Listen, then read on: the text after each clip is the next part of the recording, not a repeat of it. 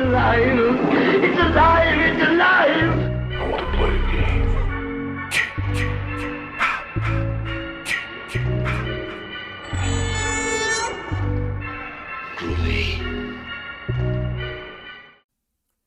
Hello and welcome to the Sounds from the Grave podcast. My name is Yussef.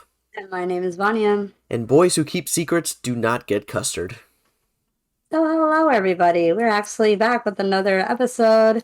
Now covering something that came out actually recently. Even though in Halloween Horror Nights, did we cover it this year? I think we did. The original Halloween. Yes, the original Halloween we did cover it.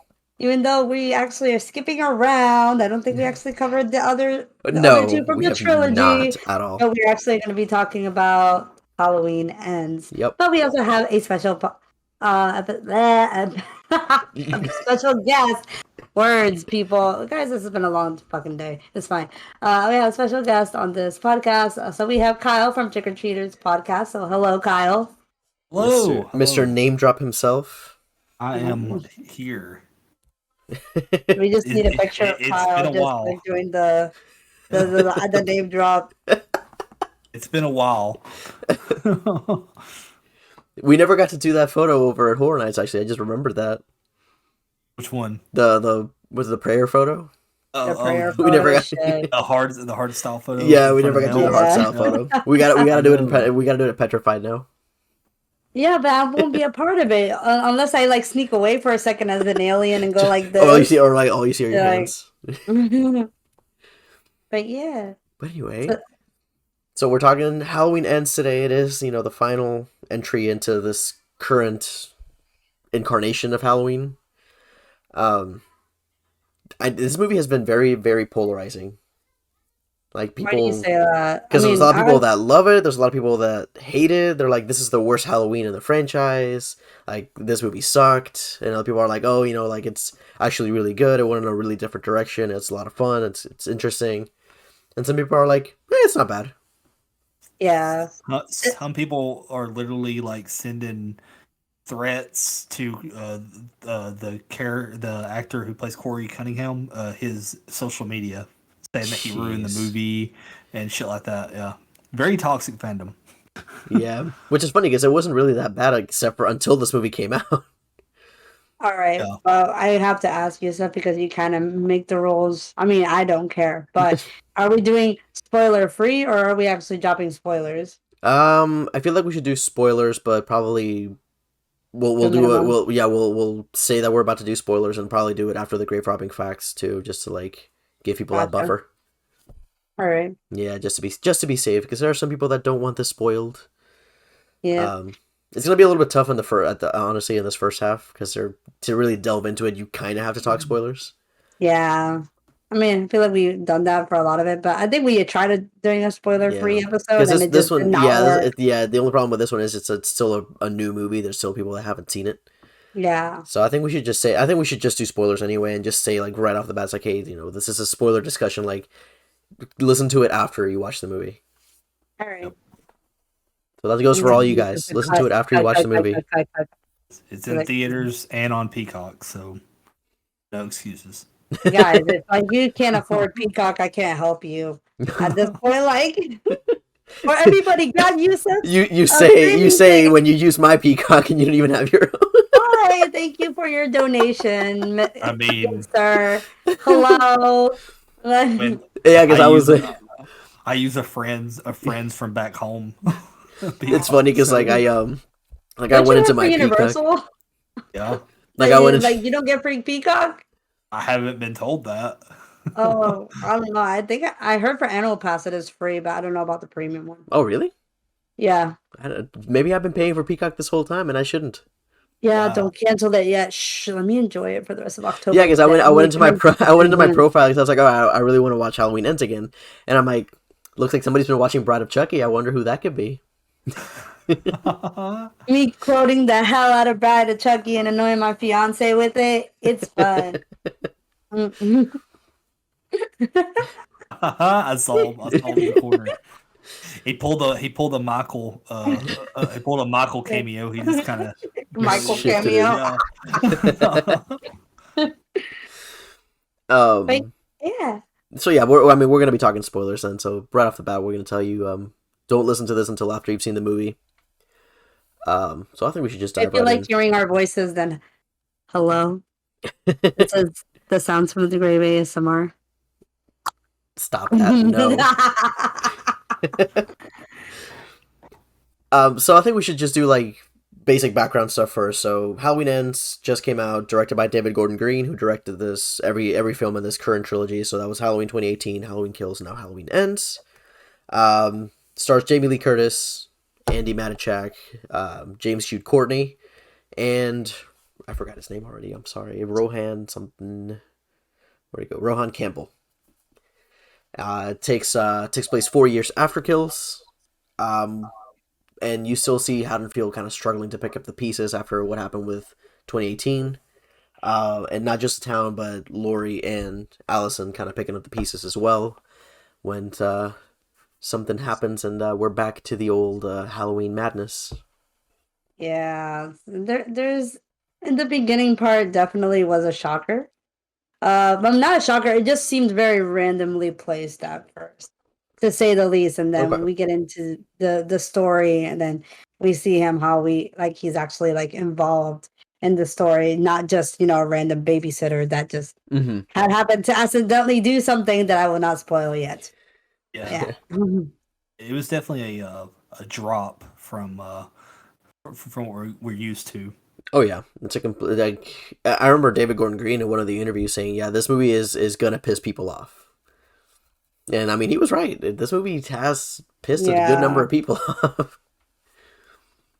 I have a love hate for this movie, but I think I enjoyed it for the most part. I mean, I've already seen it twice. I liked it a lot. Like after a second viewing, I feel like it gets better. Yeah, I'm leaning more towards liking it after my second viewing. Yeah, just like with that first viewing, I felt impartial. I was like, I don't know if I like it or if I don't yet. I feel like I need to watch it again. Yeah, I literally after I watched it, I told Angela after we watched it, I was like, I'm gonna be that meme of where you hear that girl in bed that's like, I wonder if he's thinking about other girls, and I'm gonna be over on the side thinking, Halloween ends. Why? it's like he's probably thinking about other bitches. I'm like, Yeah. how does that movie like even make sense? Where it Like- correlates? I was honestly like speechless. Like after we like was walking back to the car, I didn't say anything, and she was like, she was like, are you okay? I'm like, yeah, I'm just trying to process this. I just don't really know what to think. I can't decide if I liked it or not. It's just like I'm so confused right now. Yeah, no, like first impressions out of the theater, I was like, okay, some parts I liked, some parts I didn't like, but after the second viewing, I began to appreciate it a little bit more, and I'm like, okay, now I get why this was placed in here. Now I get why they did this, why they did that. It makes more sense. Like now that I know what I'm getting into. So yeah, first impression, I enjoy it. I definitely wouldn't say it's entertaining to say the least. Yeah. Like for me, I didn't find a dull moment in that movie. Mhm. Yes, there were some parts that kind of dragged on a little bit. I was like, I wish this could have been interpreted faster. I understand the pace that they went for it, but I feel like it took away from other characters' screen time, if you know what I mean. Okay. Yeah. Ooh, excuse me. I Yeah, mean, I it's not- definitely wouldn't say it's like the worst movie in the franchise. I think that Halloween Kills. honor. No, I think that honor goes to Halloween Resurrection. Oh, you mean the franchise in general? Yeah, the franchise in general. Oh, the franchise in general. Yeah, I will give that to I will give it to That's to some Resurrection shit. Oh, because Resurrection is a hot mess. Like it's not even like bad funny. It's just like bad. Yeah. not funny, haha. Funny, weird. Funny, this is really bad. Funny like what? Funny like I'm a clown? Oh my god. So yeah, like I said, it's a different vibe to this movie. It's a lot slower pace than Halloween 2018 was and Kills were. It's a lot more character driven. Like it focuses a lot more on Oh, it was on extremely characters. character driven. Yeah. Yeah. And I appreciated it. The acting was pretty good in it. You could tell Yeah. that everybody was like giving it their all. And overall, I when you go back to Jamie Lee Curtis as Laurie, I think this was the best end for her story. Like I think it was Yeah. a fitting end to her story.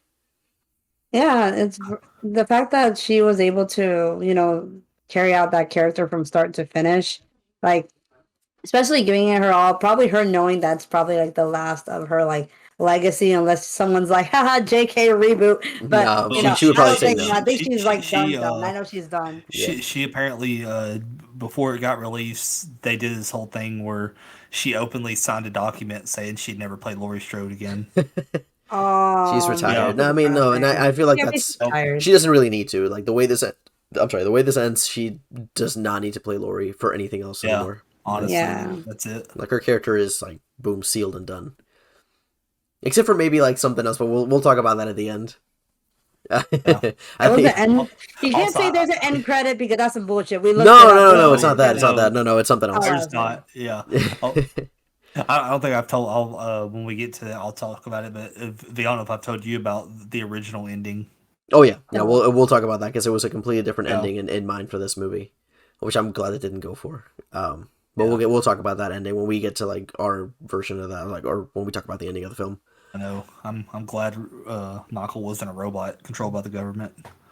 No, he should have been part of the Silver Shamrock Company. Yeah, Silver exactly. Shamrock. Yeah.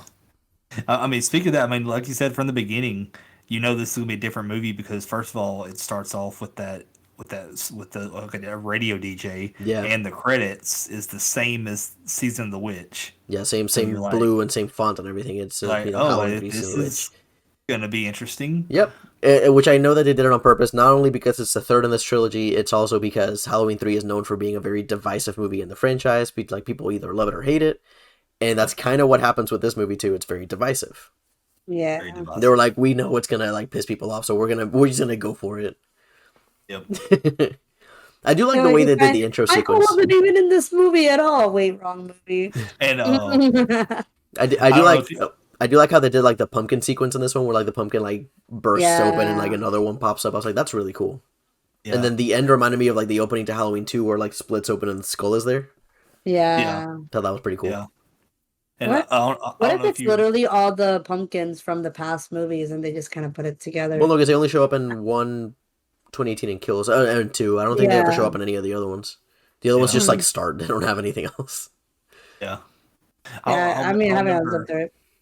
Yeah, I remember if you remember if you remember Yussef, but I was looking for the scene and I think I figured out which one it was he's talking about. But when we were at Spookala this year and we watched that panel with James Jude Courtney, and he talked about that scene that he said he shot with Jamie Lee Curtis that was like really emotional. I think I figured out which scene it was, and we can talk about that one if When you we get remember to that it, part yeah. in the panel. Yeah, Yeah. when he talked about that. Yeah. Now, I'm curious to think too, like when we get to that too, because he said like when somebody asked him what his favorite kill was, he's like, "Oh, it's an ends. I can't tell you what it is." And I'm like, now I'm curious as to what it is. It has to be the one I'm thinking of. Yeah, I'm thinking it's the same thing. But like Yeah. we'll get to that in a little bit. So yeah, like Kyle said, right off the bat, this movie starts off completely different, like right like out of left field with the radio DJ, the Halloween 3 font. The opening doesn't, like the prologue does not even feature Michael Myers at all. It only focuses on two characters, on Courtney, or not Courtney, Jesus. Courtney. I was thinking, I was still thinking, Gender. because I was still thinking, I was still thinking James Jude Courtney. That's why I still had like that stuck in my head. So Corey, it's a similar name. So yeah, we've got Corey and Jeremy, little asshole Jeremy, crotch goblin boy. He's like James Westthorne. He is Fuck the James that, Westthorne of the fuck that Halloween big little universe. bitch. So yeah, and again, you think it's gonna go one way because of the way it's shot and the way they present everything. Because you have these scenes where, Jeremy disappears and Corey's looking for him. You see like shadows moving in the background. You're like, oh crap, it's Michael. The knife disappears, like the bread cutting knife disappears. You're like, oh crap, it's Michael.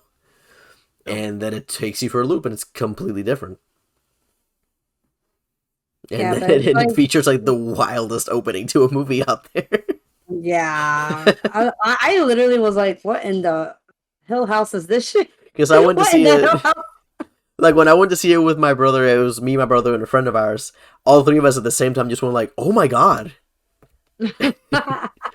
So again, like I said, we're gonna talk spoilers. So, when Corey's looking for Jeremy, he goes into the attic, and Jeremy locks him in there. He's like, "Oh, Michael Myers is gonna get you. He only goes after babysitters, so he's coming for you."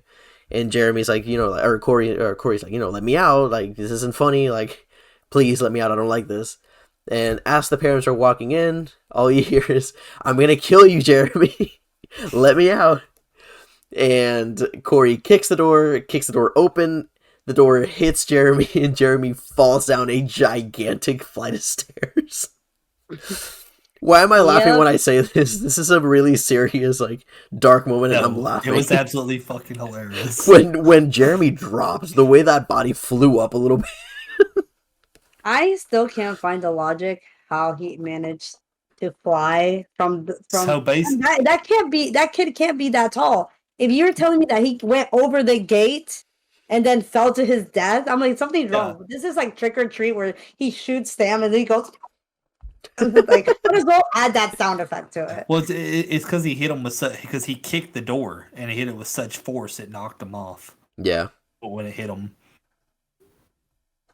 It flung like you should go one way. It's not like like at it's first, not a cannon. Well, because I think I don't think he kicked it open. I think he like kicked it off, like off the hinge. Yeah. So that it hit the kid like straight in the face. Yeah, because he kicked it with because it's very clear he was wanting Corey was getting scared and he wanted out of there. Like, I don't know if there's like past trauma or something, but like he clearly did not want to be in there. Exactly. Yeah. But also, I appreciate that Corey chose chocolate milk over like that's the thing. That's the thing about Corey. This entire movie, you see him because again, spoilers. This movie is literally the downfall of Corey. Yeah. Because you literally see that transformation as Corey goes from like this really wholesome, lighthearted person, where he has the option to drink a beer, but he's like, you know what? Nah, I don't need this Heine. I'm gonna have the chocolate milk instead. I'm a good babysitter. I'll have some chalky milk. Exactly. And so he obviously has a thing for chocolate milk because later on he does it again. Yeah. He has some more chocolate milk. Both. I'm like Heineken with a chocolate milk. No, the before and after version. Oh, you mean okay? I see what you mean. You're talking about Corey as a person. And we'll talk a little bit for that character. Don't care. And we'll talk a little bit about the inspiration behind Corey when we get to our grave robbing facts. Because it's once you figure that out, it's actually really, really like you'll notice and you'll be like, oh wow, yeah, that's like they got that straight from this. Honestly, probably like something that most people don't expect. Honestly, I absolutely loved Corey, and I honestly think he's probably one of the most interesting characters the Halloween franchise I agree. I agree. Like outside of fan from the very beginning. Like obviously everybody is like Laurie is definitely top of the food chain, but for me he's up there with Jamie, with like Jamie Lloyd. Yeah, exactly. Like in terms of the way the character is played, the writing behind the character, I think it's really well done. And the way they progress him throughout the movie and show similarities between him and Allison. We're talking spoilers, right? Yeah. Yes, we are talking spoilers. Okay, yeah. The way that they progress and show him slowly looking and doing more things like Michael and slowly basically turning into the new Michael is great because like I told Yussef all about it, how like when he falls down, he gets up just like Michael. He stands behind the bush just like Michael. Both him and Michael. And even when he finally has when he finally has like that complete and final moment where he becomes like fully evil. Yeah, you see him wearing the jumpsuit, the mask, and he walks with that like purposeful stride. Like from the beginning, they're not trying to hide the fact that they're turning this kid into a new Michael because he's a mechanic and he literally wears a jumpsuit. I was like, what the fuck? I love the foreshadowing in that scene. He's wearing a jumpsuit. I love the foreshadowing in that scene, not just because of the jumpsuit, but because of the fact that he's using like welding tools, because that comes back later on. And I love that. I love that little bit of foreshadowing. Later on, when he gets his hand cut, he has a hand injury on the same hand that Michael has a hand injury. And it's just like, and then like how Michael always wants to go back to his childhood home. Corey likes to spend time at the house where the kid died. So it's like they all had that connection. It's Yeah. like it's so crazy. Like how they go great back to films like are where the able- evil started, Yeah, like the source of it. it's like how like some Halloween fans who's always wanted like a Halloween prequel with Michael's backstory. This is the Michael with the backstory. Exactly. Then all of a sudden, this is Michael's son. No, I'm kidding. No, let's not go there. Michael got freaky at Smith's Grove. That's the that's the theory. Oh no, not the mother. Huh? That woman was something else. At least it wasn't as bad as Halloween 6, where it was kind of inferred that that Michael would have been like raped Jamie in like an incestuous way, and that's why she was pregnant. Yep. Which Which was- Halloween 6 is Yeah, it was probably the a second mess. worst in the franchise. Yeah, But I that think is, I'm gonna go in that Yeah, in that all my- timeline, I would say it's saw the my worst one. ears. I think I'm gonna go saw my ears now. Thanks.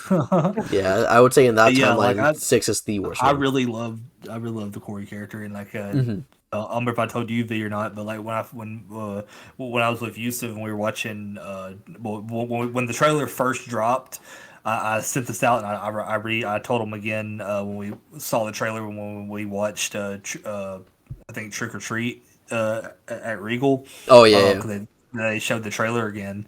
I had two theories from the very beginning.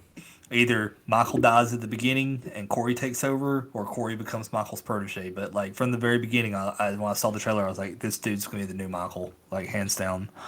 It's funny He because I was just there. has that look. Yeah, it's funny because like when they first like meet, I thought of the Step Brothers scene. It's like, did we just become best friends? Yup. Yeah, yeah.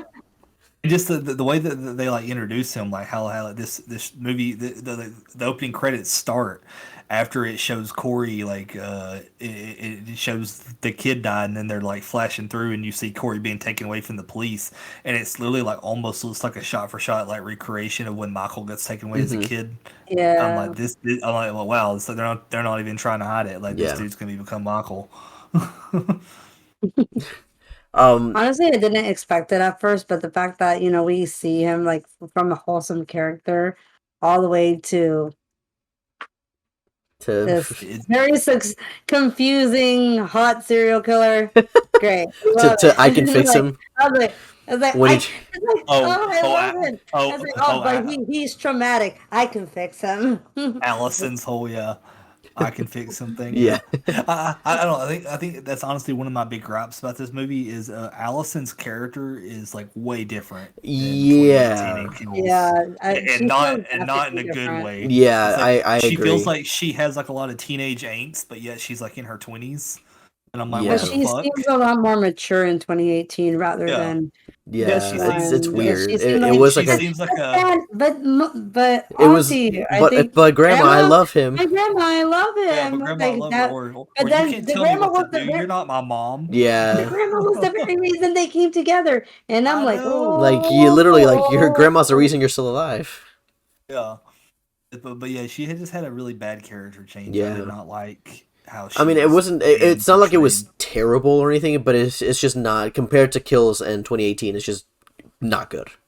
Yeah. But yeah, it wasn't like something that I just like hated and I wish it would would go away or something. But it could have been better. Yeah.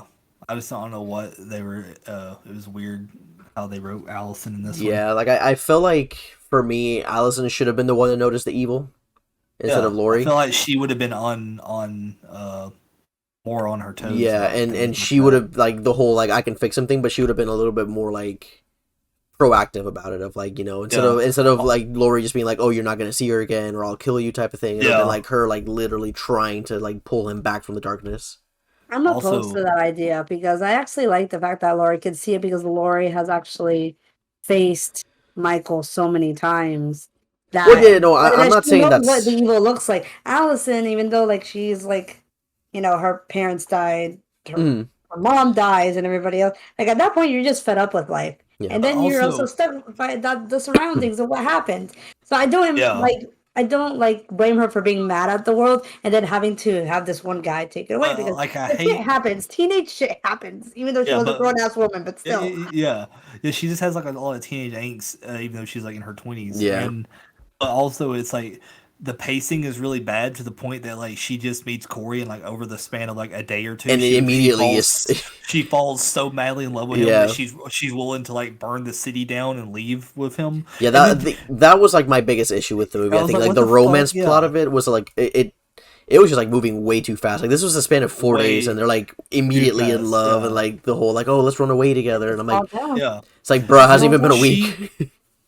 they have probably one of the cringiest lines I've ever heard in this. I was like, "What the fuck was that about?" How they do that whole thing where like when her and Corey are at the house where the kid died, and then Allison's like, "Yeah, when I heard your story, I don't know how to explain it, but I just felt like I knew you, like I was always supposed to meet you, and then she brought me to you." I was like, "What the fuck?"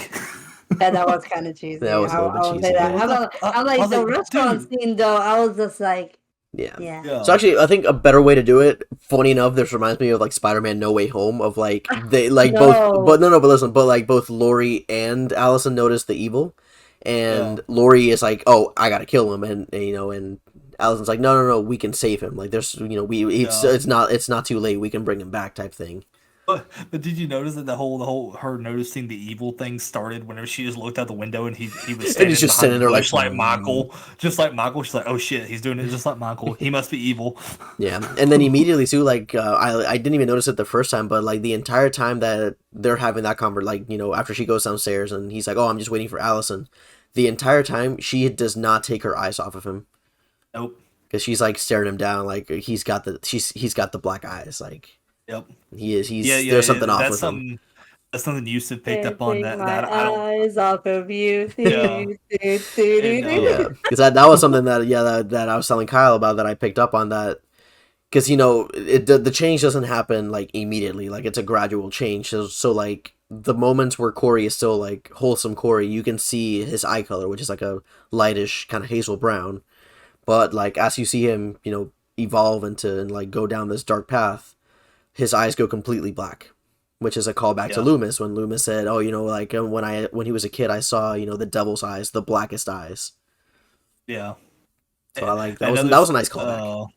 Yeah, another great similarity between him and Michael was, you notice that whenever at the Halloween party, whenever he has that scarecrow mask, he seems to kind of be looking at it a lot more and stares at it a lot more. Of it, like he like really really likes it, like how little kid Michael also liked mask. Yeah.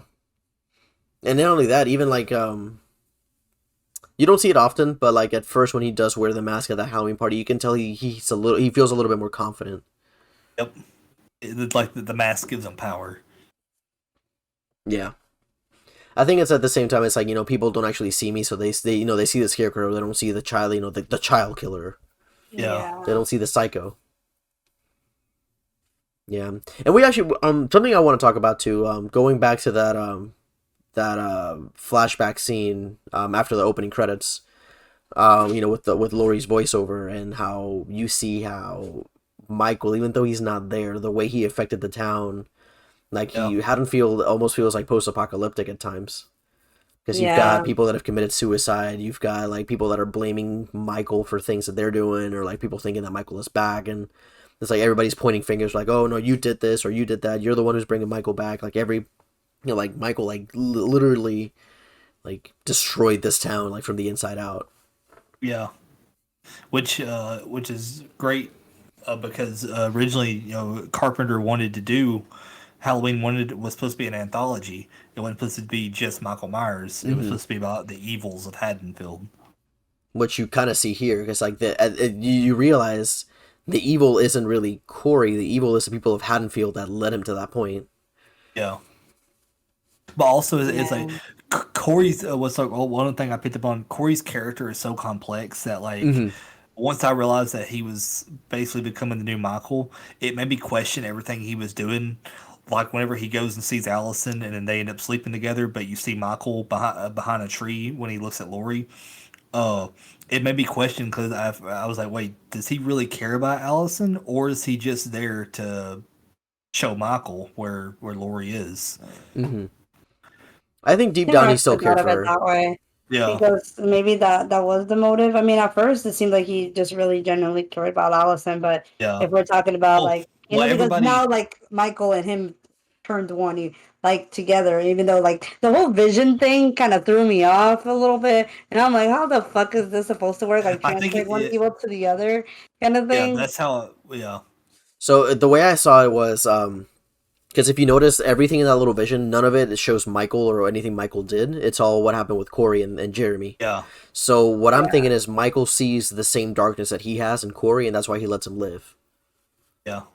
But also, there's another. I was telling, I mean, Yusuf was talking about this. I'm trying to figure out like if from the beginning, if Michael saw something in Corey and was going to let him live because like, he drags him into the sewers, then he doesn't kill him. Corey wakes up later on after he becomes conscious, and then when he's trying to escape, that's when he runs into Michael. Or was Michael always going to kill him, and he just wanted to make a game out of it? How he likes to kind of play with people sometimes. Yeah. Yeah, that also makes sense. Yeah, I like the whole scene of him finding Michael though. That's Yeah, pretty cool. 'Cause fighting Michael. Yeah, I was like, what in the the shit is sewers, this? I'm like, yeah. are we actually gonna have a throwdown between the new Michael and the old Michael? I'm the old Michael Yeah. must be old. He's like, bro, I'm too old for this shit. Yeah, That's like- and that's something we were talking about too, like, because the whole thing behind what Michael was doing was like he just wanted to go home and stare out the window where he killed his sister. That's all he wanted, and Like, they tore the was house his down. whole purpose. Yeah, and then they tore the Yeah, house no more down, so he had purpose. like literally like no reason to live. So that's why he went to the sewers. He's like, I have no. That's why he wasn't killing either. He's like, I have no reason to do anything anymore. Like I'm just here now. Yeah, that's like one of the things you pick up on, and like they reiterated in Kills that Michael's never been after Lori. He's just always been trying to go back home. But even in this still, one, like guys, like remember even in when this like one, Sorry, give me a Lori was second. gonna. Hope, stop. Jesus. Stop. Hope. Sorry, they're barking at each other. The fact that Lori made that, I guess attempt, where honestly I fell for it. I felt like a dumbass. I actually fell for it, but Yeah, you thought she then was I gonna thought- commit I was like, suicide? "It's a I trap. was- I actually do it. I'm like, I didn't know. I was was- crying because I yeah. thought I was gonna see the end of Lori. Like the fact that, like Michael just came back. And I was like, so was he actually hiding, or like? Was he wanting to finish off this final final girl he was moment always with hiding. Lori? So because he wasn't even there to kill Lori. He was only in the house to get his mask back from Corey. That's all he wanted. Yeah, that's all he wanted. And Lori just happened to be there. Yeah, and it's not like and I don't think it was like he was waiting for somebody to like show him where Lori was or anything. Because like, if you look at the scene where they kill that police officer, when Michael, like, first of all, Michael is supposed to be like in his 60s or like his 70s or something like that. Second of all, he's been shot at a bunch of times. He's been set on fire. He's been beat to shit. He's been stabbed a bunch. And the fact that he has like literally like no reason to like he hasn't killed in a long time, it's like he's lost his power. That's why he's all like when he's walking towards that cop, he's like limping, he's like breathing hard because like he has no power. Yeah. But then like the moment he starts stabbing the cop, like you can see him kind of like rise up, like he's stabbing faster, he's stabbing harder, like killing literally gives him power. Because it literally adds a supernatural element to Halloween.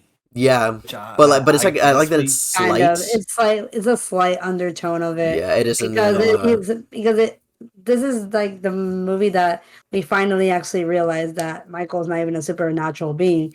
He gets energized by doing this one killing. Yeah. Killing rather than being in supernatural where he never dies. And we're like, are you serious? Another movie? Quanta fucking película? They Like kind of they kind of touched on that in 2018. Whenever he's in prison and they bring the mask to him, and it's like he can sense the mask is nearby. Not only that, other people everybody can sense it because starts everybody starts like freaking freaking out. out. Yeah, like he just like knows, like it's almost like a talisman to him or like a totem. It's like like the thing that drives him. Yeah. what are you doing in my house? Yeah, now V, whenever we remember the whole how you thought about how you didn't you don't know how you felt about the whole when he looked in Corey's eyes and that's how they transfer the evil. Right. Keep that in mind later on when I tell you about the original ending. Oh God. Yeah. There's an original ending. Yeah. There was a different ending for this movie. There was an original ending that was a lot different. Mm-hmm. Let's see here. So something we haven't really talked about. We've only talked about it in passing, but that's Lori. Yeah. Because Lori is like really, really different in this movie. Because way like different. because like Kyle was explaining earlier, she realizes Michael isn't going after her specifically. He's just doing what he's doing. Like it's So just she's he's not just really killing whoever's scared in his anymore. way. Yeah. Because like at the same time, in Halloween 2018, he didn't specifically go to the house. He was taken there by that doctor Yeah. because the doctor was like, "I want to see what happens. I want to fuck Yeah. around and find out." Yeah, which is why she's spent all those years Yeah, because she thought at locked first, "I know up. he's coming back for me." Yeah, and she thought she'd be ready, but then she realized that she doesn't have. He's not after her. Yeah, he's So just she after starts her. actually living her life, Yeah. which is why a lot of people thought this was weird, but I mean it makes sense. Why they had that awkward flirt scene with her and Brackett in the grocery store? It's because it's like Lori didn't really get to To do all that have kind of stuff. a true like teenage like life because her life got ruined by Oh, it was Michael. so cute though. I'm like, oh, el amor de Yeah. Bequito, que lindo. I'm like, oh my god, they're so old. They don't have kids, but they're so old and they're so cute. Yeah, I thought that at first I was like, okay, wait, why is this happening? But like after Yeah. after I left the theater and like kind of let the movie, I processed it. I was like, okay, now I get it. It's just like literally for 44 years, this poor woman has not been able to live the life that she was meant to live because of this horrible thing that happened to her when she was a teenager. And now that she's doesn't have to deal with it anymore, she's finally like, okay, I can live the life I need to live. I have to live. Yeah. Like I can't Oh, keep we living in have fear. she has her own personal DoorDash. Something She has a that I found cat. kind of weird though was there kind of like there was already a relationship kind of built between the two of them at the end of Kills because aren't they holding hands at the end of Kills? Yeah. Yeah. So I thought it was kind of jarring how they're like not together. So like did Yeah. something again? Did like something happen or was it just like a one-time thing?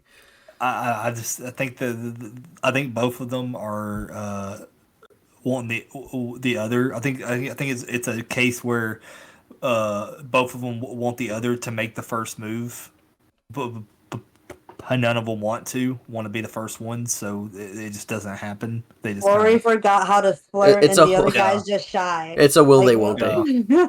yeah, basically. Yeah, but yeah, no, I really liked that little interaction between them because like you can tell that they've both grown as people. Like they've both managed to move on from everything that happened with Michael. Like Yeah. like he's like, oh yeah, or I think it was like my nephew or my niece got me a Rosetta Stone, so I'm learning Japanese. I want to go see the cherry Yeah. blossoms and that kind of stuff. Yeah. Cute.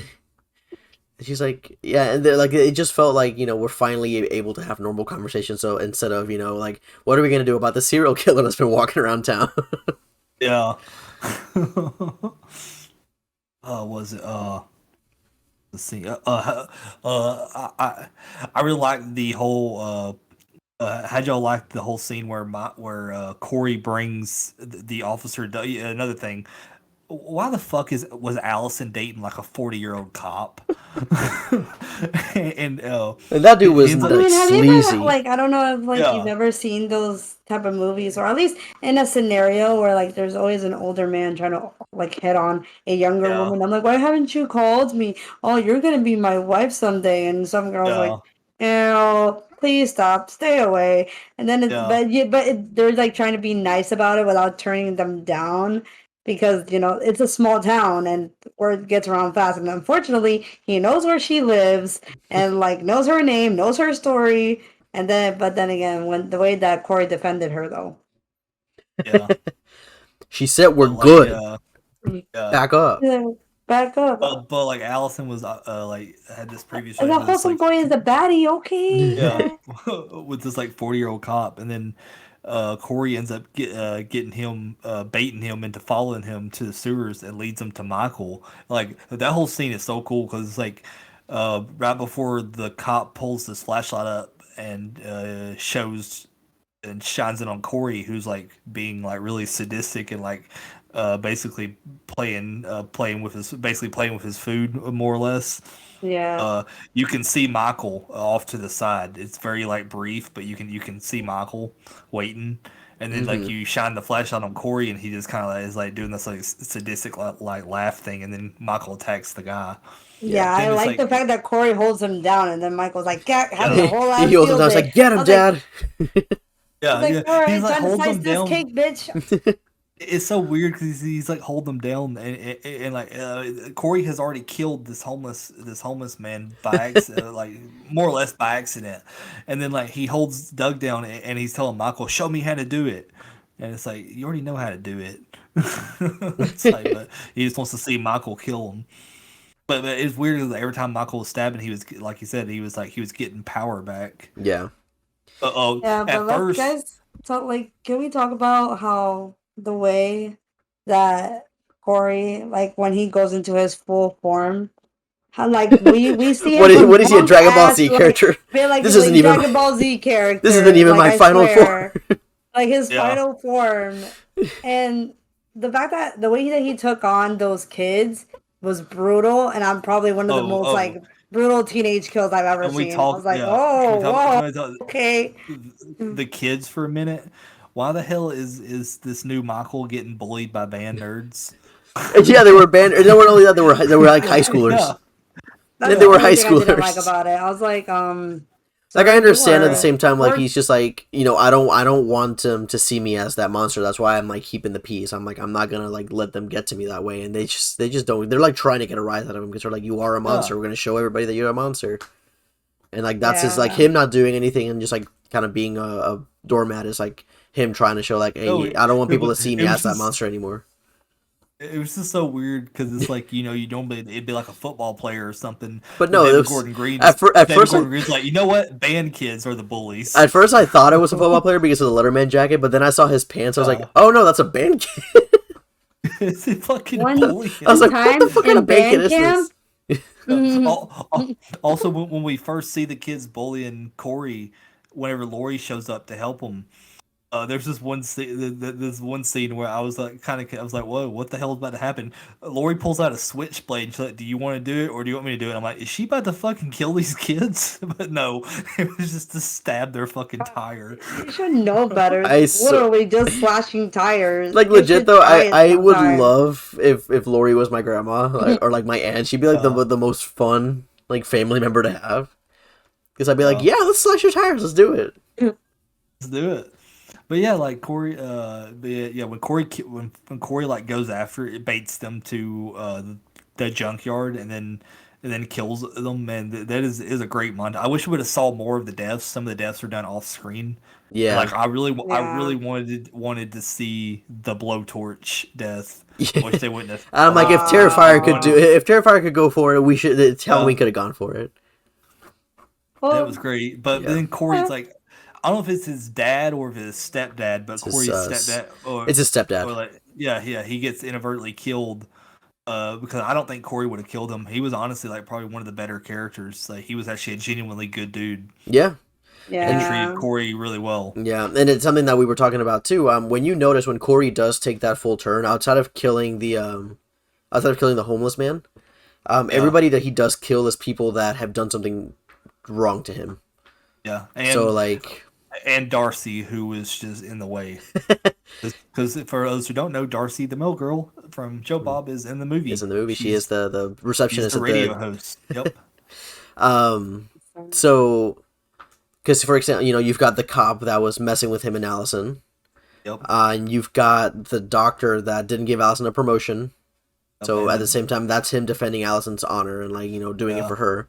And the girl Then who got the promotion for yeah, sleeping with the and doctor. exactly. Yeah. Then there's the kids that were Yep. bullying him. His mom that was Yeah. treating him like shit. Yep.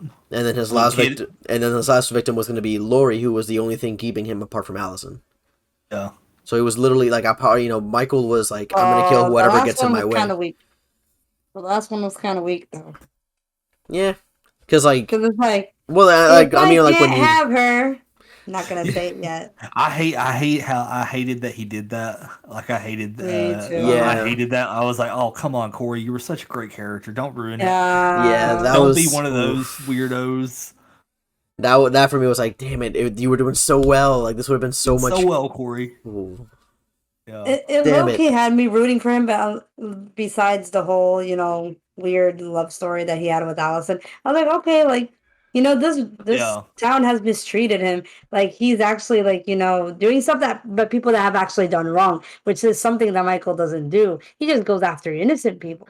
No, well, he But just then, kills whatever yeah, gets in his way. He goes after whoever yeah. gets in his way. Yeah, he's literally like Yeah. walking in a straight line. If you happen to be in that line, you are screwed. Yeah, that's what He's like a they, hurricane. Yeah, they he's literally reiterated that in kills. They basically looked at a map and said that you can draw a line from everybody who he's killed from the 2018 one to then, and it's a straight line back to his childhood home. Yep. That's literally what he was doing. Like, Yeah. yeah, they do it in kills, right? When they have the map, it's like, yeah, he's tracing a line, and it's like, yeah, he's just going Yeah. straight back to his house. Was it also odd for y'all, like, when you find out that the woman that you thought was pretty much clearly dead in kills is not dead? The other Oh woman? yeah, the Yeah. lady, yeah. How the fuck did she survive that? That's the scene I want to talk about too. I mean, not even just the stab in the neck. She got stabbed with a light tube in the neck. The mercury alone Would have should have destroyed that fucking woman. killed her. Yeah.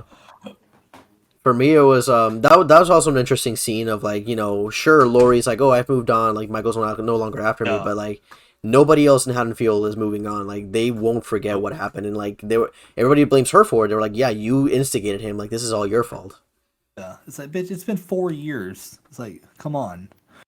Like, build a bridge and get over it. I'm like, have you looked at your Yeah, and it's like Karen? it's to the point where like Jesus. everybody in town believes it. Like I can't remember who. I think it was Corey's mom that was like, "Oh yeah, you pushed this mentally ill man too far," and then he snapped, and we were like, "No, he Yeah. was just like that, always." Yeah, he's always been like that. You since a know kid. what hit Corey's mom reminds me of? I forget the kid's name from it.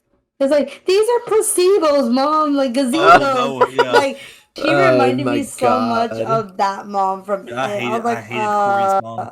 yeah, Corey's mom. She also deserved it. Oh, one of the victims we left off of Corey's list of people he only kills who do stuff wrong is that little kid because he absolutely fucking deserved it. Jeremy. That little kid absolutely Jeremy. deserved the death. Y'all are He's the damn. worst. He was the fucking worst. I don't okay? like kids, but damn, y'all are something else. Literally, I would never do that. Corey was like, "Fuck them kids." Disrespectfully, fuck them kids. Jesus. Y'all too much. Was it trying to think of the other but probably my favorite kill and in this, and I'm pretty sure this is the kill that James Hugh Courtney was alluding to, was the radio DJ. I think so. That was yeah. one of the best fucking death scenes, and the way that they have, like, after they cut his tongue off, the record skips his tongue. That I was have a pretty feeling it was that one marvelous. too. Yeah, I think it was that one. Yeah. I don't know though. It maybe. So I'm guessing we're talking about I favorite can't- kills. Well, I think we're can't just think kind of in of passing. anything else. Yeah. Yeah. So I think this would be a good spot to just pause for a second so we can do our grave robbing facts and give you guys some like behind the scenes details and that kind of fun stuff. So we will catch you in just a moment.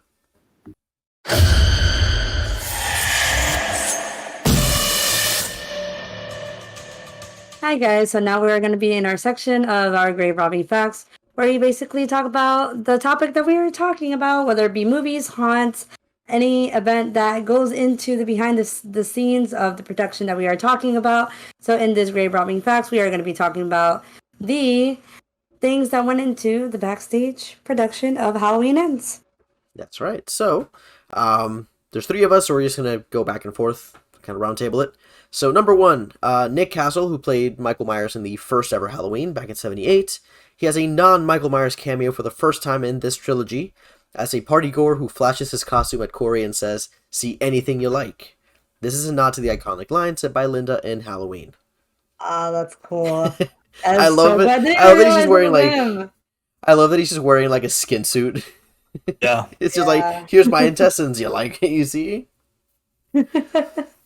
I like this one, but I wish they would have done. I wish they would have had Nick Castle be the homeless man, just because of the line where he says, "I'm Michael Myers." That would have been funny. Yeah, oh my gosh, they should have done that.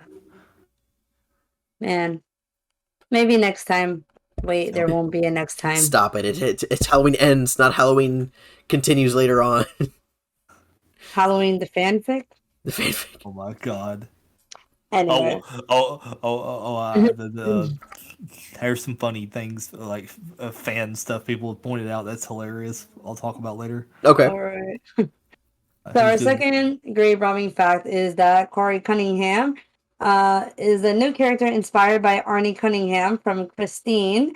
And when we are introduced to Corey in Halloween Ends, he is shown to have a similar haircut and an identical blue button-up shirt and a pair of black glasses reminiscent to Arnie's in Christine. Yep. Which is funny because I didn't even pick that up at all on the first watch. Yep. Because I hadn't I seen didn't Christine in either. a long time. Yeah, I don't think I've seen it in a very long time either, but I have heard people say that this did feel like Christine. Yeah, and it very much is of like somebody that's like normally innocent, maybe a little, actually just like Arnie, where he's like trapped in like this family unit, like he feels like he's meant for more type thing. And Yeah. then you see him slowly delve, like go down this dark path, and in Christine, it's obviously him getting possessed by the car and like being more and more obsessed with it. In this case, it's him being taken over by the evil that took over Michael. Yeah. So it's definitely very similar. Cool. Our number 3 grave robbing fact is in the beginning of the film, the movie that Corey and Jeremy are watching in John Carpenter's The Thing, a clear reference to the original where they were watching the original The Thing, and also a reference to John Carpenter, who both directed both the original Halloween as well as The Thing. Look at that. Pretty cool. I love that. Love it. That's one of those like thing should little have been a nods. franchise too, kind of, but Halloween just happens to be one of the longer running ones. So Well, there's the Thing yeah, prequel. There is. Yeah. Which is great because you can literally watch the Thing prequel and then go immediately into the 1982 The Thing, because it finishes right where the Thing starts. Yeah. So you can watch the Thing and then watch the Thing. I can't remember if it's the remake or the original, but apparently, in one of them, it's like the people at the beginning, the people are speaking a different language. Oh, they're speaking Norwegian, I think it was. Yeah, apparently someone said that if you speak Norwegian, and you listen to what they say, they're actually flat out telling you the entire plot of the movie. Yeah. At the very beginning. Yeah, they're like, like the dog is Yeah, that's infected, like don't asshole. kill the dog, he's gonna take over your body. Like they're like saying the entire plot of everything. Wow. Which is great. That's great. So you just the poor people of Norway are like, damn it, the movie just got spoiled. It's just started. Imagine that. Yeah. I wonder if they like dub it over with like a different language just for that purpose. Probably. They're like, oh, stupid Americans. The Norwegian version is just like people with like a Jersey accent. Yeah. Oh no. Hey, the dog's infected. Oh, that dog is infected, man. Dang, why are you gonna pick on Jersey people? I don't know. They never do to because you. it's a fun Jesus accent. Christ. Yeah. It's the only reason I did it. It's a fun accent. Exactly. Yes, because I can't talk like this either. You and your British Yussef is accent. like, no, stop. Yeah, you and the British accent that then makes you trip over your words. Yeah, the British accent that always makes me trip over my words, which is Australia. I can't tell which one it is actually. So Anyway, got sidetracked. Our number you can't even speak straight. You're just like, whatever. Our number 4 grave robbing fact: the high school kids ride in a black convertible. This is an homage to Halloween 5 and the character of Mike, who obsesses over his black convertible in that film. In both films, both cars end up being vandalized. damn, Nice. good dope. Yeah. I didn't pick up on that. I love that when they do that kind of stuff, like the smallest, most obscure details. Like that's something I didn't pick up until I was reading these. Well, I haven't picked up on it either. Yeah. Yeah, Well, also because I we haven't should seen all just Halloween. watch the Halloween ends area and then just watch it consecutively to see if we can actually catch these now back to back to back instead of just waiting gap years. Can we just have like a Halloween party and just like watch all of the Halloween movies like one right after the other? Yeah. It takes us forever to get through Oh, them. a Halloween party. That's cute, especially the person that never shows up to them. At Hi, least Kyle. hello, how are you? Kyle and Teddy made the effort. And you I've been inviting you for years. Boy, nowhere to be found. Literally in Carajo Land and BFE. No sé qué carajo. Yussef better show up to ours. Oh, I already. Yeah, I'm there. I'll be there. You better be there, V, and so better. There's a your fiance. difference. Okay, my fiance would go, but guess what? I What? work. But Wow. he can go by himself. I'm like, okay, go have fun. I mean, But like, hey, if he wants to come, he's invited. he's chilling, but he'll Uh, probably go. Anyway, so our fifth grave robbing fact is when Frank and Lori are in the grocery store, the song playing over the speakers is a tonal version of Don't Fear the Reaper, an Easter egg, as this song is frequently used in the Halloween series. Yep. That's a given. Nope. Yep. So they use it Love in the that first too. Halloween. They use it. I think it shows up in the Rob Zombie Halloween. It shows up at the end of this one too. I love that Don't Fear the Reaper has become like this thing that horror movies use because recently it was used in X. Oh yeah, that's right. X has Don't Fear the Reaper in it, but I I was forgot telling about that. Yussef about this.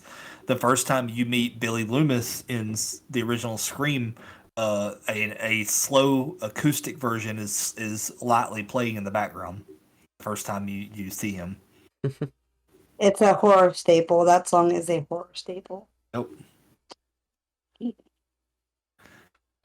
All right. So number 6 goes to Kyle. All right, and our number 6 grave robbing fact is Laurie Strode and Lindsay are the only characters to survive from Halloween 1978 to the end of Halloween Ends 2022. Lindsay is actually the only character to survive her every appearance in the series, living through Halloween 1, 2, 4, 9, 12, and 13. Jesus. That's crazy. Well, one The thing, true survivor is Lindsay. yeah, She's the We real. should She's just the start real playing final the girl. Halloween movies now, and then until the end of Halloween, we should get to Halloween Ends, yeah. right? Like, I do wish I do wish Lindsay was used more in this movie. Yeah, outside of Seems just like to a have an bartender. odd role. She's like a bartender who's friends with them all, but also reads tarot cards. Yeah. Yeah, that was a little bit weird. It's like she's been reduced to the cool aunt role. Yeah, pretty much. Yeah, but overall, I'm glad that they keep bringing her back. I like that, because she Yeah. is part of Haddonfield. Like it'd be weird if she Sure. wasn't. But moving on to our 7th grave robbing fact. In keeping tradition with Halloween 2018 and Halloween Kills using the opening title fonts of Halloween 78 and Halloween 2 from 81, Halloween Ends uses the blue front titles from Halloween 3, which I loved. As soon as I saw somebody posted the font, I was like, oh, that's cool. I just like, but the fact that they also made the recall in Halloween Kills with the mask, I feel like was already neat enough. Yeah. But even though I do have the unpopular opinion that still Halloween Kills is still not my favorite, it just very much Wow. focused. It's just focused too much on the citizens, and I felt like it was just too much. How much? How There mad they was a wanna whole lot make- of Evil Dice Tonight being said. I will say that much. Yeah, but the only Overall, thing good I about mean, I it don't is think just it's at the end. terrible movie. It's not horrible or anything. It's just I mean, it's not bad. I would say out of the 3, it is the weaker one. Yeah. They could have done a I lot think more with if you it. cut the whole hospital scene and that whole the whole backstory, the whole back plot of them getting that one dude to accidentally jump off. Mm-hmm. I think if you cut all that out, it's a much better movie. Yeah, I think so too.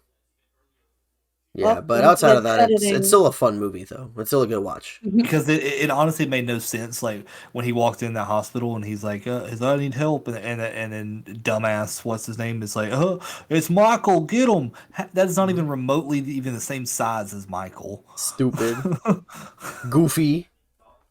Why you do that, doofus? You idiot. Idiot. Yeah, Well, I guess it's my turn, huh? it is. Yes. All right, so our not great, wow, eighth, Our great, great, our great robbing great. fact. Our eighth grade robbing fact is the body count is 18. Dead couple in the Jeep flashback hanging. Victim flashback Jeremy Allen, homeless man. Doug, Mr. Mathis, Dr. Dr. Mathis. Mathis. Deb, Billy, Stacy, Ron, Terry, Margot, Mrs. Cunningham, radio station receptionist, Willie, Corey Cunningham, and Michael Myers. Yeah, that's a lot of dead bodies. 18 people, man.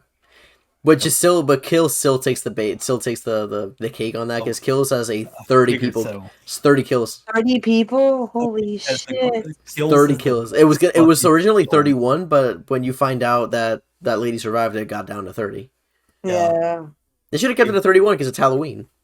Yeah. Kills opening with the firefighters was the best thing ever. It is Because- definitely one of the best but- openings. But also, it's also really dumb because you're like, why are they fucking taking turns going after Michael? Just all team up. Like, Yeah. they literally, it's literally like they put into a single file line, and that one dude's just spraying them with the water hose. Like, yeah, this will stop them. This will cool you down, buddy. It's like, you need to hydrate. That's what's wrong with you.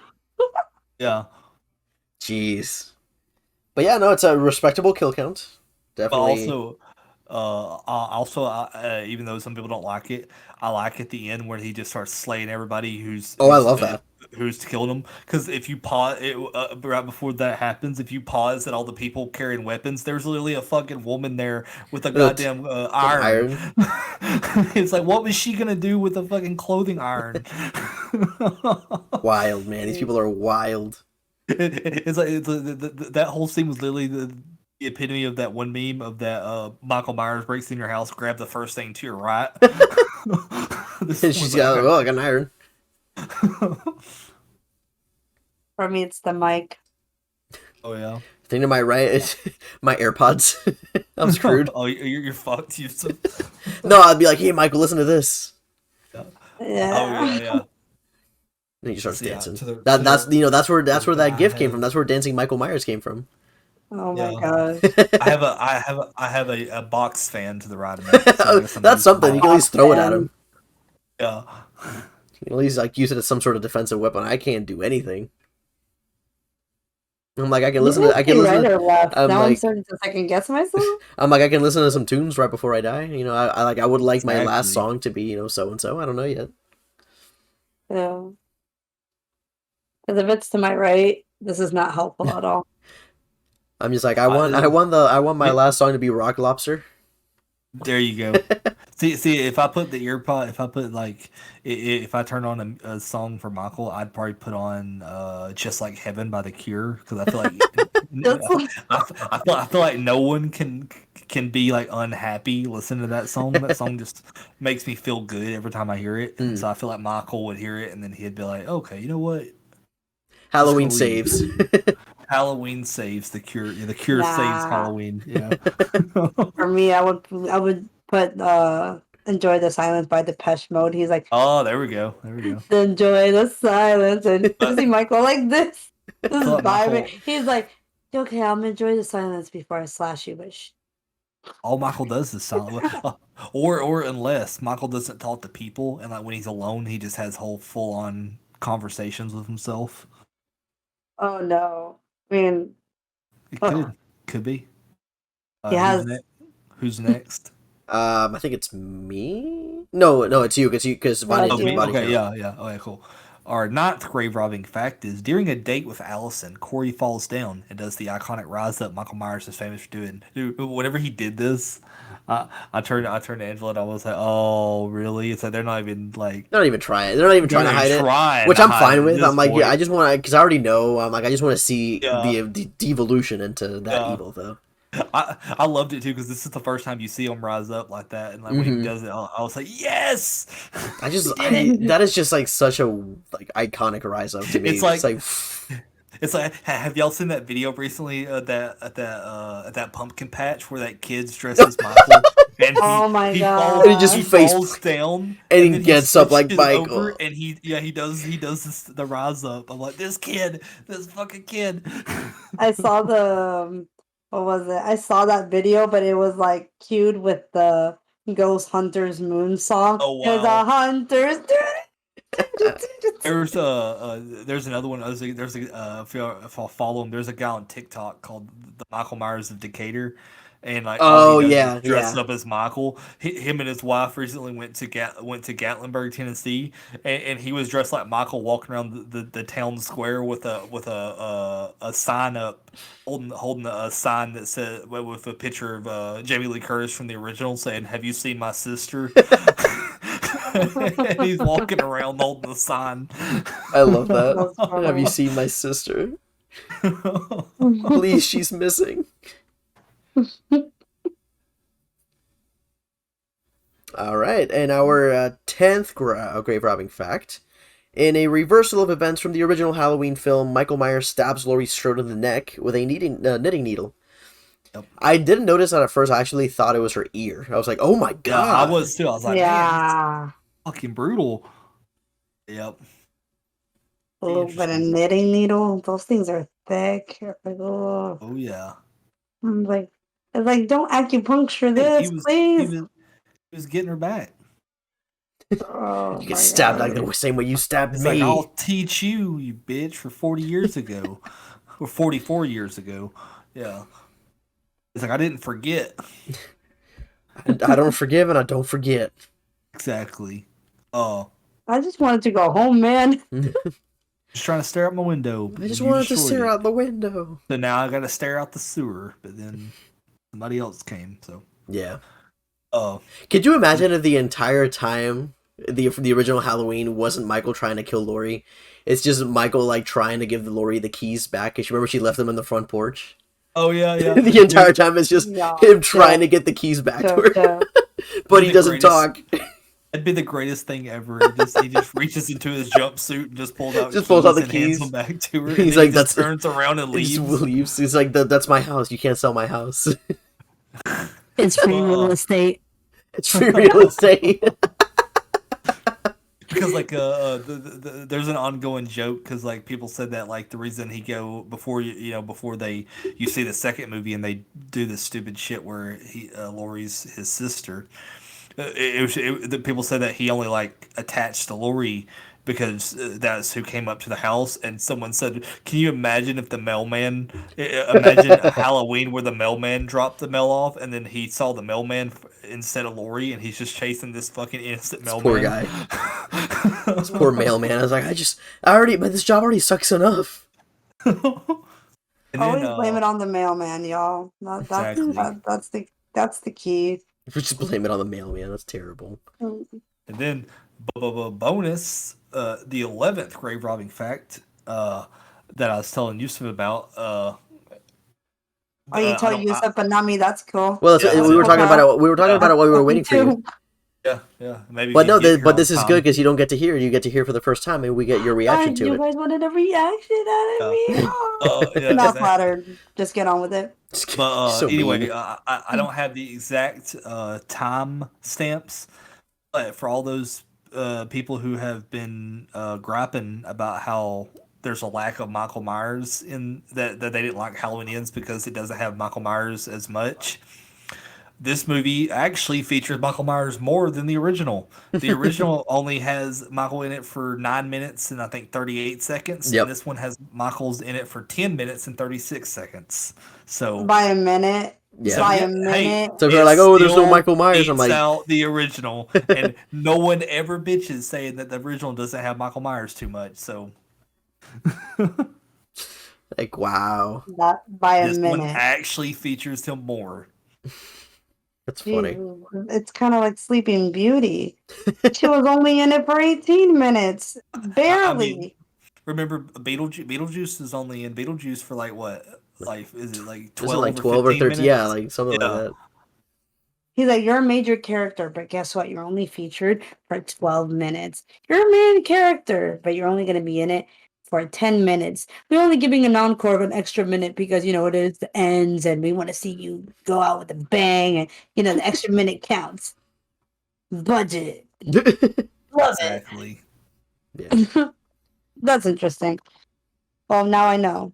And I'm going to start timing it every time I watch the original. Like, Yeah. right, Stop let's see how many it. times. Faster, Michael. You have to be faster. You're training for the slasher Olympics. You have to stride It's not faster. the Olympics. You have to walk faster. I wonder who'd win in a race, Michael or Jason. They both. I've been waiting for I that movie think for a Michael, while, though. because Jason just has like a kind of a slower walk. Because like, have you seen Part 3? Jason just like takes like a stroll. Yeah. But like Michael they always walks both with a purpose.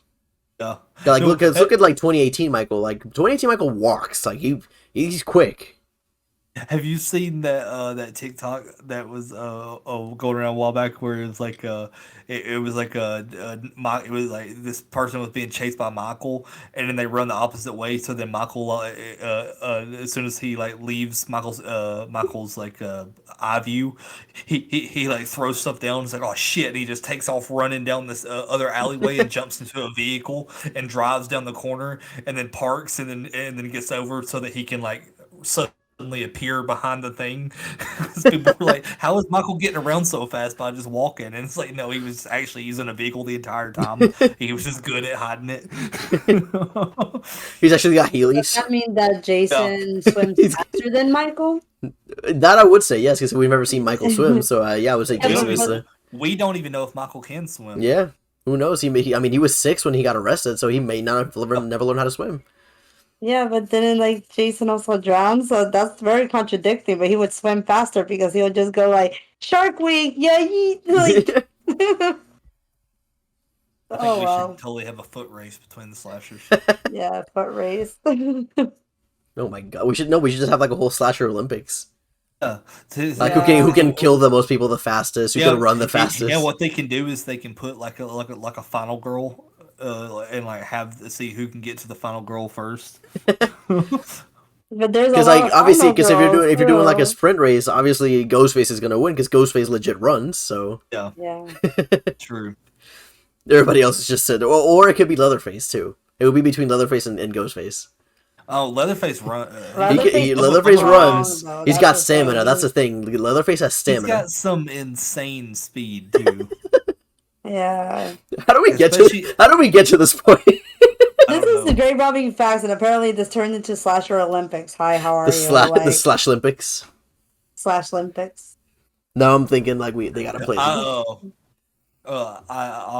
was joking with Cece and Teddy. I said in the scenes where Corey is like, because like I really like the scenes where Corey and Michael go off and are killing together, and I told them, I said imagine if someone re-edits like a version where when Corey's like helping Michael get back to himself and they go around killing they have Eye the Tiger playing. Oh my gosh, that would be so great. Jeez. Best buddies forever. They have like a friendship bracelet. Yeah. Like- I don't know if you've heard about this one, V, but apparently, so the way that they cut the movie, there's a scene that had people like kind of confused, and it caused hilariousness. Where so whenever Corey and Michael are first go to that one kill the doctor and the girl, the very next scene, Corey is driving down the street on his motorcycle, but you have to really look to see who's on the back of it because it also shows him with Allison, but you never see him pick up Allison. So Yeah. people are thinking, so people have headcanon that Michael's riding the back of Corey's motorcycle like Allison on that scene. I love that so much. I love that. It's so great. him holding on to him holding on to Corey like that, just driving down. It's like, oh, let's go into the sunset together. Let's drive back to the sewers. It's like, I need my knife polished. I'm sorry, Goodbye. Mike. I gotta drop you back off in the sewers. I gotta go pick up Allison. And then Michael gets jealous because he's spending more time with Allison than he is him.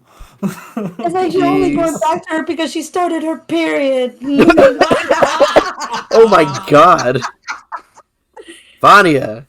What the fuck? It's man? true. Jeez. The love story that was never told. Oh my god. Ridiculous. Anyway, alright, so I think this is a good time to end our grave robbing facts. Yes. So, yeah, let's just leave you here, and we'll see you guys in a little bit. End of Grave and Robin Facts.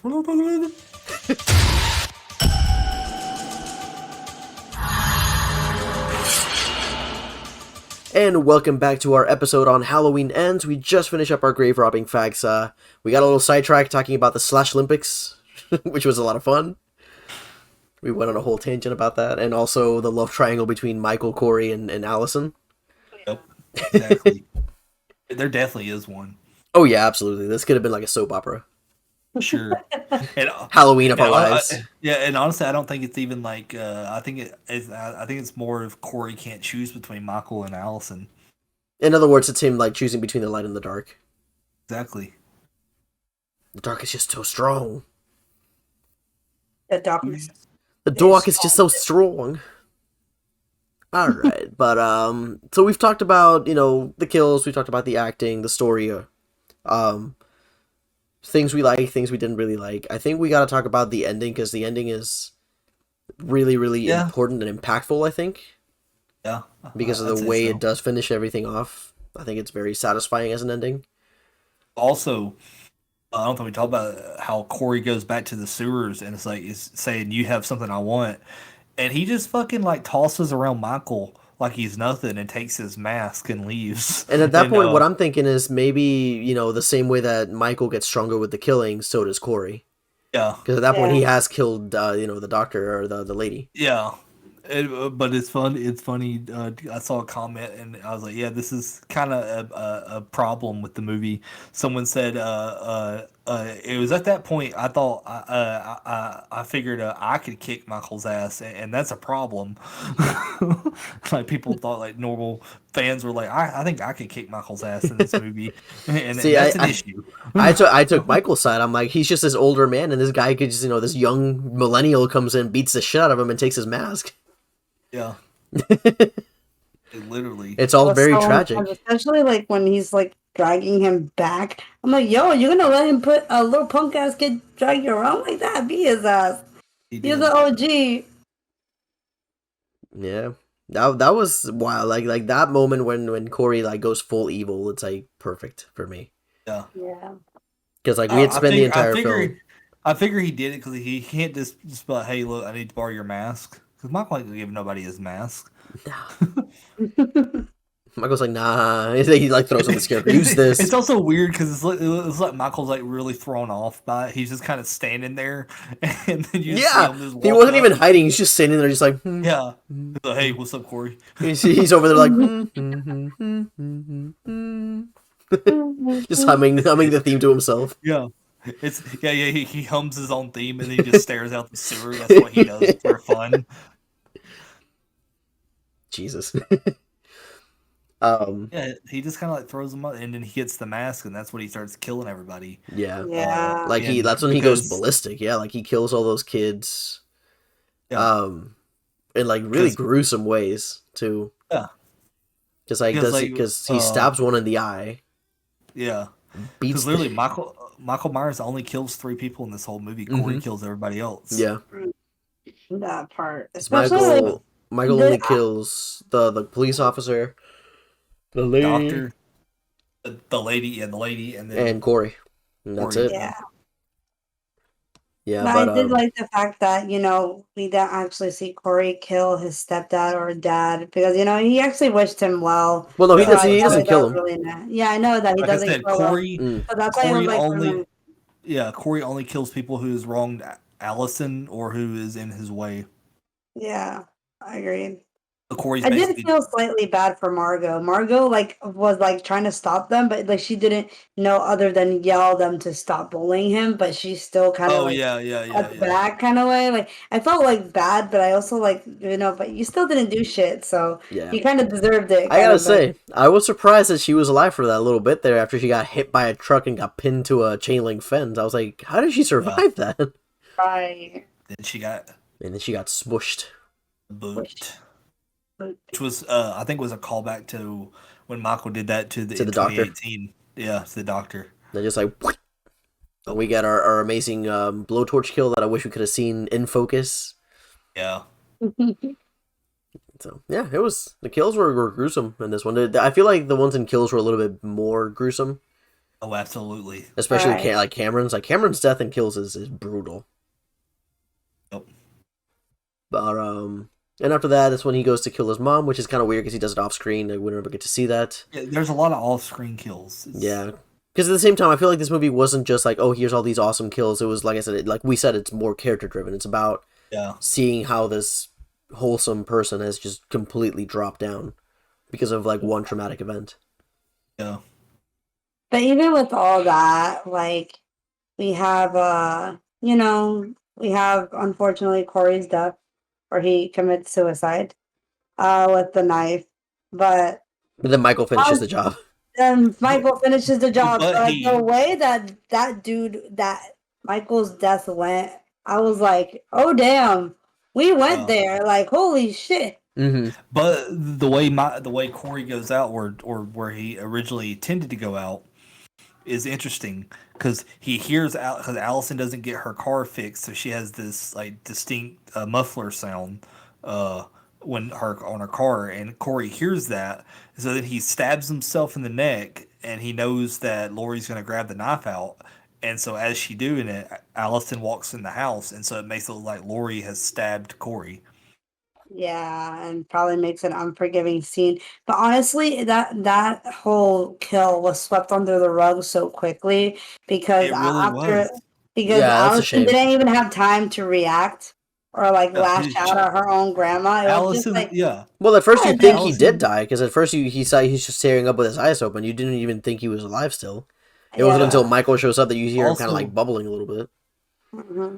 But also, Allison like literally just like leaves, and you think this is like an important aspect to her, and then she just sees the radio station on fire, and then comes back, and she's like completely okay with everything after she helps Lori.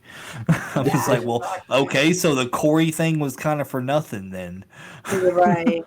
That's like how I felt about it. Yeah. I hated that Michael killed Corey because I honestly like they could have easily have done a because like the way that they said that where Allison's in love with Corey, they literally could have done a whole thing, whole series where Allison is basically the new Lori and Corey is the new Michael. But they have Yeah. this dynamic where they don't want to take each other out because of their connection. Yeah. That's interesting. Yeah, I like that. But I think we've Like reached the point where we gotta talk about the final death. confrontation Uh, between Laurie Strode and Michael Myers. 44 years in the making. This is the grudge match to end all only grudge matches. we can thank Corey for because Michael was literally only there to get his mask back. Yep. He didn't give a shit about Lori. Lori just happened to be there. Just happened to be her house that he got his mask back in. Yep. But yeah, this was again a brutal battle. Like people getting, Lori It getting her was. hand It was. almost put into the garbage disposal. I know. I was like, it made Yeah. a sound. I was like, did her hand go in? And So then like she's I think it fine. got I'm like, scratched up what because the she got like hell? a small like cut, like it like scraped her, Yeah. but because he didn't get a chance to put her whole hand in there. Yeah. He's like, you take my hand, I'll take your hand as well. Damn. Yeah, and not to mention like I love the whole like how she ended up overpowering Michael, honestly, and Yeah. like it was almost like a crucifixion because she had literally Yeah. like nailed him down to the kitchen table with knives. But did Yeah. you Several notice of what them. she also did? She stabbed him in the side. She pierced his side, and then a spin. She twisted the knife. Yeah, because that It's- little area too is like a major artery. Yeah, Oh. which like you said, it was like a crucifixion. Yeah, because it's the same thing where Jesus was pierced. stabbed, Yeah, was pierced in the pierced. side. Yeah, Yeah, and then the that but speech that she makes too is great. She's like, I ran from you, I chased you, I tried to contain you, like all yeah. this, and like I I thought you were the finally, book. I thought you were the boogeyman, but you're just a man who's yeah. about to take his last breath. And this Yeah. motherfucker just like raises his hand through the knife and just grabs her to the throat. And you're like, are they about to trade kills? Or are they just gonna kill each other? I'm like, that would have been cool, but at the same time, I'm like, don't do this to Lori. Yeah, Yeah. yeah, because like he grabs her, and Lori says, "Do it," and then you get this really awesome thing where they put the iconic theme back in, and they're doing a flashback from the very original all the Yes, way which I through love all how they do that. every time that they fought until and then Allison breaks it up. Allison shows up and helps Lori. And here comes Allison with the chair. Basically, yeah. Oh my god, but that was like a gnarly break too. She was like, "Huh?" Yep. Like the crunch sound it made. And That was then not only pretty that, and she's like, all right, brutal. I'm gonna make it, I'm gonna make you suffer. Slits She his throat. I'm like, literally I'm gonna let him bleed out. takes his mask off, slits his throat, and then slits his wrists and lets him die bleeding out. Yep. Which again, I think was a very fitting like way to kill him. Like like you take your time with it, Yeah, Lori. For 40, yeah, 40 years, this man has terrorized you. yeah. Well, I mean, he terrorized him, out of pure coincidence. Well, yeah, but I mean, like in her mind, like to her Yeah, personally, like this has been like the bane of like the reason that she couldn't live a normal life. yeah. So Then, yeah, and then everybody shows up to see what's everybody, going everybody on. shows up because they were like, "Oh my Even Yeah, god, like the Lori's crucifixion. I was no," like, because they're like, whoa. "Lori's gonna commit suicide." Oh my god, everybody shows up. Even the fucking sheriff who hasn't even been in the movie the whole movie shows up, says one line, and that's it. I do love, and we were talking about this like that meme of like call an ambulance, but not for me. Yeah, That's literally what Lori did. yeah, but like everybody shows up, and then they see that she's killed Michael, and then they're doing this whole thing where they're like, "Well, he's not." Allison says he's not dead enough, and then these motherfuckers strap Strap it. Michael Myers' body to the fucking to a Prius, to the top of a Prius, and then drive it to a junkyard and put his body in a fucking grinder. I love that scene though, like right before they leave when one of the cops is like, "That's not how we do this," and then the sheriff is like, "It Yeah. is tonight," Yeah, and he I'm like, literally "Yeah." drives up, gets out of his car, is like, "It is tonight," and that's his whole line. His only line, and his then only line. and then I love this scene because you have all the people of Haddonfield like coming together. Because you have, like the lady that survived Michael's attack. You have the kid that was getting babysat. The one, the one with the Yeah, nasty ass fingernails or the yeah, toenails. I was excited. I was like, Julian, yes, I was like, yeah. because he had that hilarious line in Kills where he was like, he was like, man, she was a good babysitter. I liked her. And he's like, why are you? Like, well, I'm just over here clipping my nasty ass toenails. Yeah, he was fucking hilarious. I love that kid. Oh my god. But yeah, like I love that scene of like everybody in Haddonfield like coming together and like Yep. literally like, hey, we're literally evil died tonight finally. Yeah. Okay, so whenever Lori gets up there and she tosses the body in the grinder, did anyone else think for a second that She was gonna get in there too. Michael was gonna grab Lori or No. something and pull her into the grinder? I didn't. him? Funny enough, when I saw her jump into the grinder, I was like, is she gonna just jump in there with Michael? I didn't realize it was like a little like landing where she's gonna push him to. I was like, what are you doing, Lori? Yeah, I was gonna Yeah. commit suicide along with Michael. I'm like, stop, Yeah. please, no. She's like, all right, Michael, if you gotta go, I have to go as well. It's funny because to me it felt like, and I remember like seeing somebody on Twitter post this. It was like Halloween ends spoilers without context, and it was that scene from Spider-Man 2, like after he stops the train and people like carrying him. I was like, oh my god. Basically. Yeah. Lori just does the whole Terminator 2 ending where she's like, one more, and points to her head, and then she just gets in the grinder and gives a thumbs Gives up. a thumbs As she's grinding or up. no, she like positions Michael's like thumb, so like that's the last thing people see after it gets grinded up. But yeah, they just grind Michael's body up, and Lori does a whole monologue talking about how that they had a midnight recession, and Michael's body was disposed of, and there was no memorial or nothing. Yeah. But and then it ends with like her with a really iconic line for her book where she says, "Evil doesn't die; it changes shape," and then we see all these like scenes of her like a couple scenes of her house, and then you hear "Don't Fear the Reaper" playing as it shows Michael's mask in her office that she kept, and I'm wondering, and I'm like, why the fuck would she keep the mask?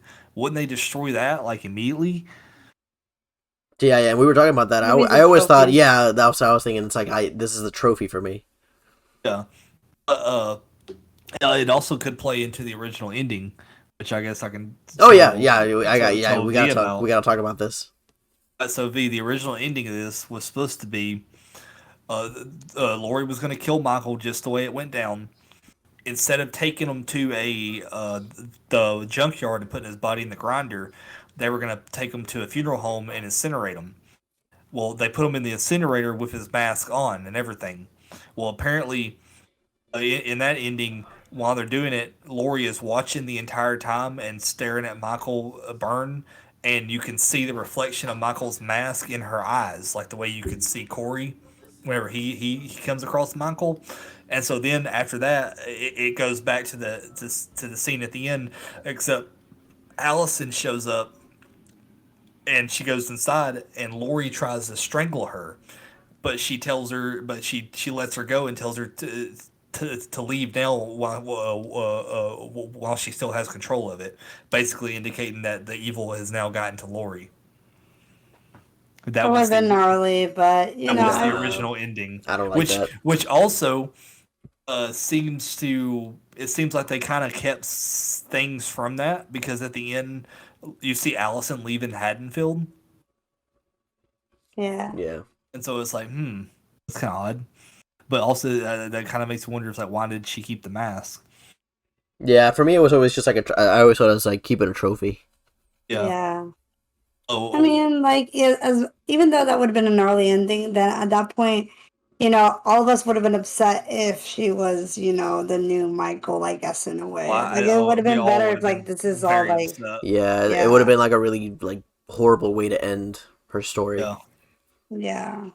One of the fan theories is if they do a new one, because people think that, obviously people, everyone says this is it, but a lot of people think that this is going to make enough money that they're going to make more.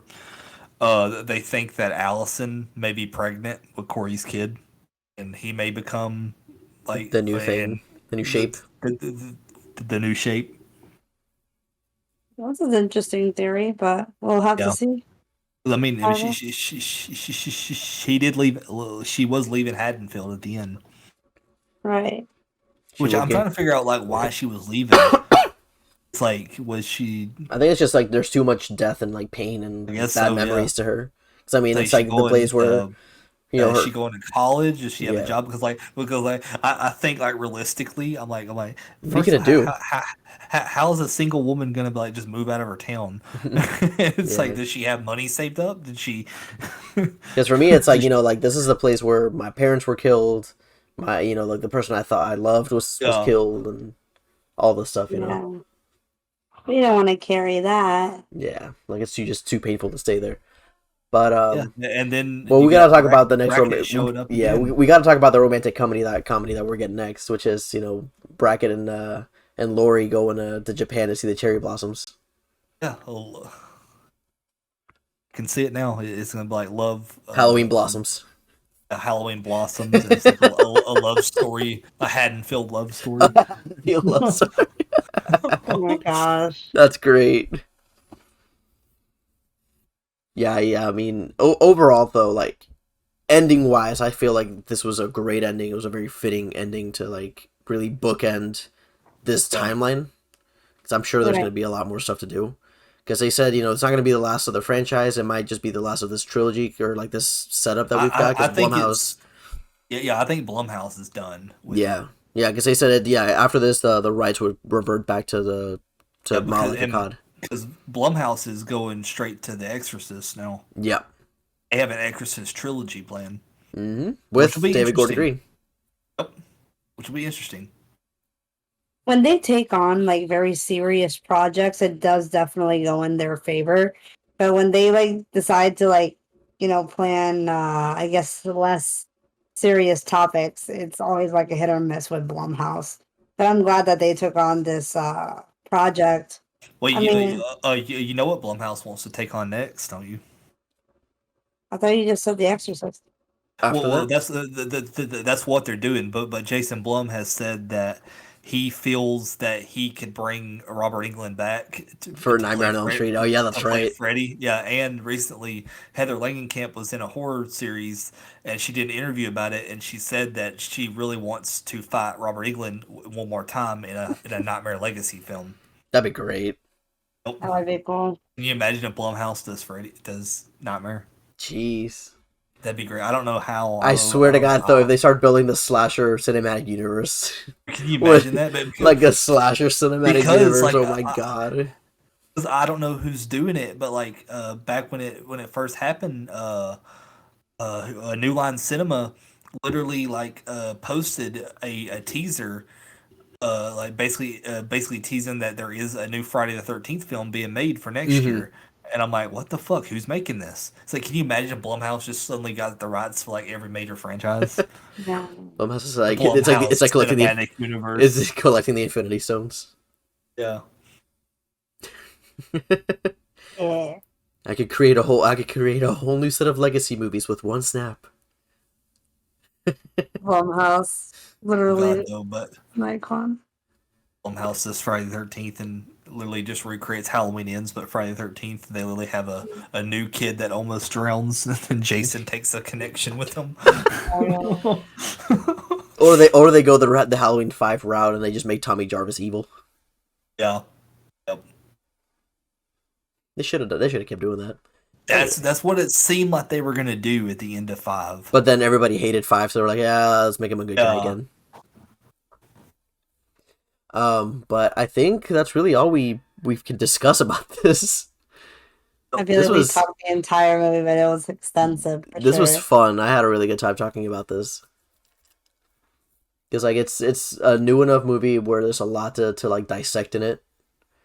And it's also the fact that it's not just you and me, Vania. We also have our guest, Kyle. So it's like a lot more like discourse going on. So yeah, it was a lot of fun. So yeah, I agree. So much to go into, but it was awesome. So I think this is where we're going to end this one. But before we do that, we're going to do our housekeeping. Kyle, if you have anything to plug or that you'd like to plug, you're more than welcome to do so. I don't really have anything to plug. I mean, I haven't recorded in a while. I'm hoping to maybe get back to that whenever I feel like it, but for now, I'm just kind of chilling. Kind of chilling, yeah. Yeah, not bad, not bad. Well then, Vania, if you would like to talk about yourself. You can find me under AJ Gen Cultist on Twitter and on YouTube. I basically, just talk about HHN and horror stuff and whatnot. And, I'm just hoping to get back into the grind of editing and videos and stuff. I just wish my time would allow me, but, this podcast is good enough because there's other interesting people on this podcast. So, Yussef, where can we find you? So, for me, you can find me on Twitter at itbeyusef and on Instagram at Yussef1220. And then for our podcast, we are on all the socials, so Instagram, Twitter, Facebook, YouTube. And you should know this by now because you're already listening to it, but we're on all podcasting platforms, so Spotify, Apple Podcasts, Anchor, and anywhere else. What else do I have to say? Oh, to plug an extra podcast, one of our friends, we wanted to plug Cece for her podcast, See You at a Pop Culture Podcast. I love that show. We were on it once. We were talking about Nope. That was a great episode. Yeah. And then there's also our friends at Voices from the Beyond. I recently got to guest star with them on one episode.